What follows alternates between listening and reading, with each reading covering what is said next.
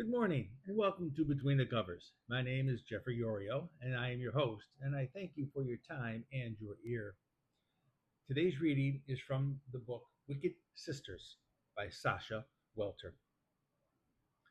Gretchen sauntered back into her kitchen, staring at Rob. He was home early. He'd probably had enough of her frantic text messages and called it a day. She plunked her key fob on the key holder.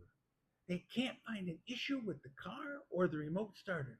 Nobody can figure out how the car started itself. Rob continued to stare out the kitchen window. Maybe you turned the car on? No, sir. I wasn't even dressed to leave the house. I was a disaster. I had nowhere to go. I don't know what to say. I think you were just confused. I wasn't confused. The car was running. Are you sure? I can't believe this. I'm not a crazy person. The car started. Matter of fact, the car was running in the garage and the garage door was down. Carbon monoxide? Ever heard of it? Why would I leave the car on? Have you ever seen me do that? Rob shook his head as he gathered his laptop and went upstairs. He observed that the oven was on. Dinner is in the oven. Try not to, kill yourself or whatever.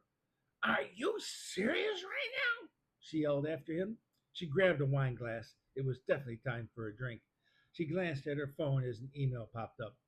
She opened it, informing her a package was to be delivered. She clutched the phone as she ran around the corner and up the stairs. She shoved the phone in Rob's face. Look at this! Rob shoved his graying hair out of his eyes. He really needed a haircut. He looked at the email. You ordered more shoes. Seems normal for you. How much did you spend today? Gretchen's hands shook frantically. I never ordered these. I had them in my cart, and that is when I left to go to the kitchen before the car started itself. Rob started to laugh as he grabbed his water bottle. So, not only did the car start itself, but your phone just went ahead and ordered shoes. You really need this suspension. Calm down. Looks like those shoes will arrive in a day. You can meet Deidre and wear them for the happy hour on Friday. He continued chuckling to himself before sipping his water. Gretchen looked at the phone as she crumpled onto the bed. Did she order the shoes and just forget? Maybe she did. She has been out of sorts since the presentation. Her hands continued to shake a bit. She needed her wine. She got up to her head back downstairs to the kitchen and retrieved her drink. This food smelled great, and she was getting hungry.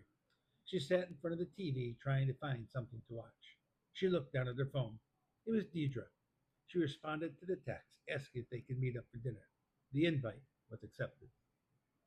Thank you, and salute.